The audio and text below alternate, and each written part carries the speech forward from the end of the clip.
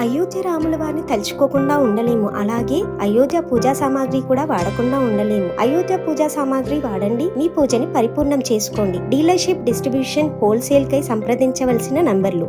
బదిలీలకు green signal. ఈ నెల 5 నుంచి 20 వరకు షెడ్యూల్ ఉంది. 4 ఏళ్లుగా ఒకే చోట పనిచేస్తున్న ఎంప్లాయీస్ కు తప్పనిసరి బదిలీ అంట. వితంతువులు, తర్వాత స్పౌజ్, అనారోగ్యంతో బాధపడుతున్న వారికి ప్రయారిటీ ఇస్తా ఉన్నారు. 10 ఏళ్ల తర్వాత బదిలీలపై నిషేధం ఎత్తివేస్తూ రాష్ట్ర సర్కారు ఉత్తర్వులు జారీ చేసింది.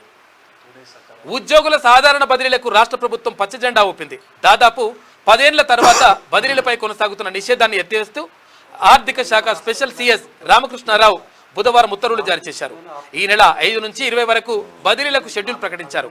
ఒకే చోట 4 ఏళ్లుగా పనిచేస్తున్న ఉద్యోగులను తప్పనిసరి బదిలీ చేస్తున్నట్లు ఉత్తర్వుల్లో వెల్లడించారు. ఇక కౌన్సిలింగ్ ద్వారా ఉద్యోగులను బదిలీ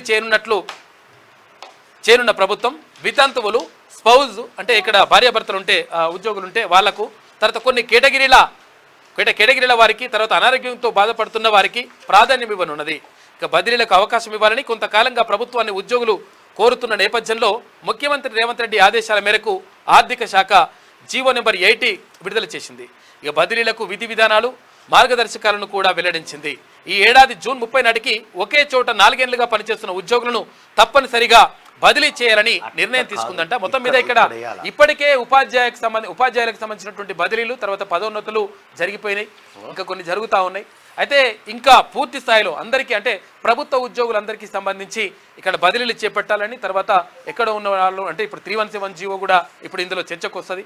నిజంగా అక్కడ ఉన్న వాళ్ళు మరి ఎట్లా రావాలి, తర్వాత భార్య ఒక దగ్గర, భర్త ఒక దగ్గర, తర్వాత పిల్లలు ఒక దగ్గర, తల్లిదండ్రులు ఒక దగ్గర, చెట్టుకొక్కరు పుట్టకొక్కరు ఇట్లా చేసిండు కాక. అయితే ఇవన్నిటిని కూడా మరి ఎట్లా సెట్ చేయాలి దానిపైన కూడా ఆలోచిస్తూ ఉన్నారంట. దానికి సంబంధించి ఒక చర్చ మాత్రం జరుగుతూ ఉంది. బదిలీలకు గ్రీన్ సిగ్నల్ ఇచ్చింది ప్రభుత్వం.